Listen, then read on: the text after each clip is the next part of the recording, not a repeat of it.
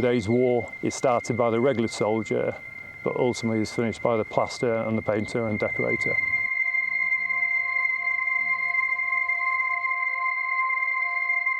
This is our role, to give reassurance to the regulars that we're there, to have their back. It's for a very real reason we're here, and I am slightly concerned about what that brings further on down the line. If push comes to shove, you've got to serve a purpose, and you've got to step up to the plate, haven't you? That's what we all do it for. We know that we need to be prepared to do this, and so it's an important activity as well as a fun one.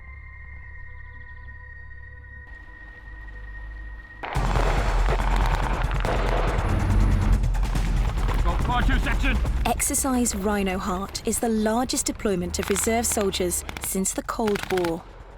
Led by 19th Light Brigade, it deploys 650 British, American and German reserves to continental Europe.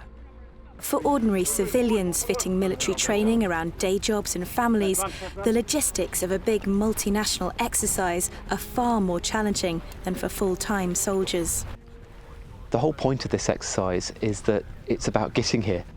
The deployment from the UK to northern Germany is almost more important than whatever we do here, and we really want to just show that we can do this. The mass deployment involved a road move of jackals from York and coachloads of soldiers travelling from Northern Ireland, Scotland and the northeast of England. They crossed Europe to Sennelager, the old British Army base in Germany that was reborn as a defence hub just a few months before Russia's full-scale invasion of Ukraine. These are all reservists. They have day jobs, this is what they do in their spare time. But not very far from here, their counterparts in Ukraine are also ordinary civilians, and they're fighting a very real war.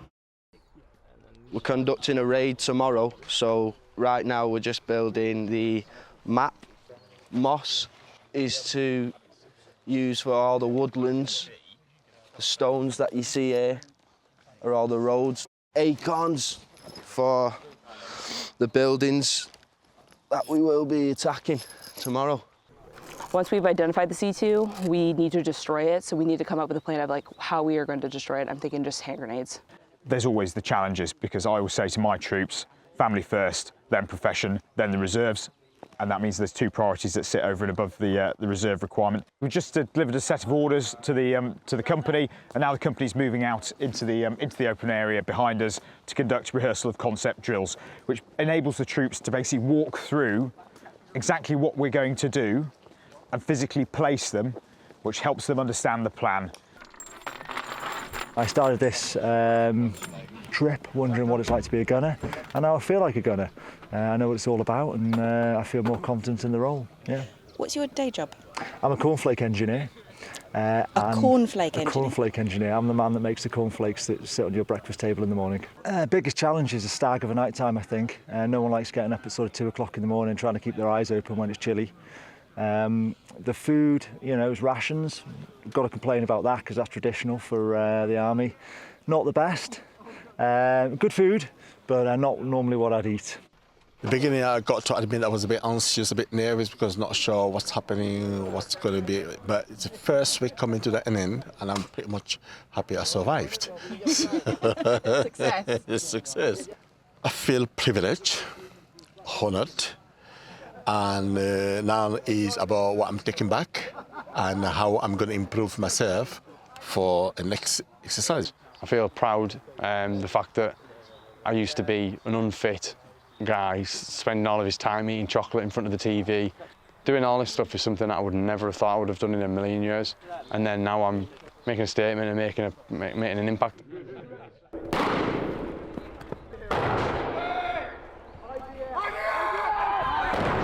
19th Light Brigade is the UK's only fully reservist brigade, and this exercise is the first of its kind, marking a step up for the reserves. Where previously they'd train weekly in their small local units, occasionally coming together as a battalion or regiment, here they prove they could deploy on a much larger scale and work together with Nato forces. Who was the American soldier told to be quiet? Yeah, okay, you still, yeah? Because you were coming around the corner. They didn't have a clue you were coming, but you were going, come on, man, come on, like that, right? That's a terrible accent, okay, but I'm just trying here. I think now with the threat of near-peer adversaries, there's a recognition that we have to have a deeper, thicker second echelon to support the regular army, and so now we're moving to moving towards mass to deploy units in the future. We were never expecting to see what we saw in the news when Russia went into Ukraine, and we looked just in recent months with what happened in Israel and in Gaza in particular.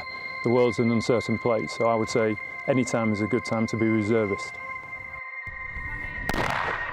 Rhino Heart 24 brought together half of the brigade, 5 of the 10 units, along with additional reserve units from across the British Army to make up this special reserve force.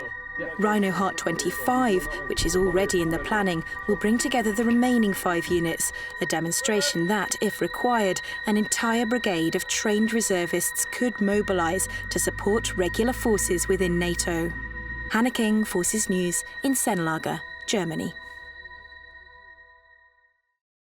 Thanks for watching. For more from Forces News, like and subscribe to our channel.